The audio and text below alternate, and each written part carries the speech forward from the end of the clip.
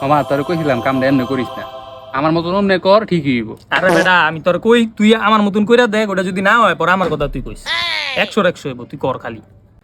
মামা হবা সবকিছু বাদ দে, কামের কথা রেজাল্ট দিছে, তুই তো আমার রেজাল্ট কিচ্ছু কইলি না। রেজাল্ট কি হইছে? আরে বেটা রেজাল্টের কথা কি কমু, মুগ্ধানার মতন রেজাল্ট করি নাই, বুঝছ নাই?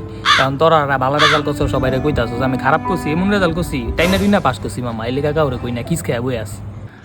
থাক মামা মন খারাপ করিস না, কি কমু ক, ফেল তো আমিও দুইটাতে করছি। থাক, আমার কত 100 পরীক্ষা দিছিল, মালের একটা ফোন দে তো দেখি তোর কি খবর। আচ্ছা খারাপ দিলে মালের আমি একটা ফোন দিই।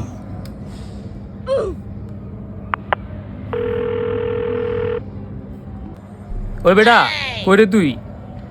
বাসায়? আচ্ছা ফোন পেলে দরকারি কথা আছে, আইতে কতক্ষণ লাগবো তোর?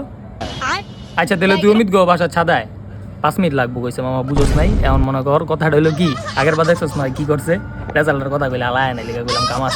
1 hour later. ওমা কইরে ফোন দিছিলি মামা? তুই বেটা 5 মিনিটের কথা কই 1 ঘন্টা পড়াইছ, বাবা আগে তোর রেজাল্টের কথা কর, তোর রেজাল্ট কি করছ?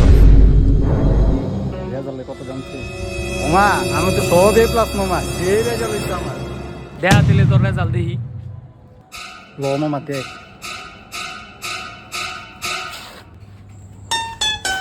রিলেশনশিপে ফেসবুকে প্লাস টিকটকে প্লাস, মামা সেই রকম রেজাল্ট করছে, দেখে রেজাল্ট।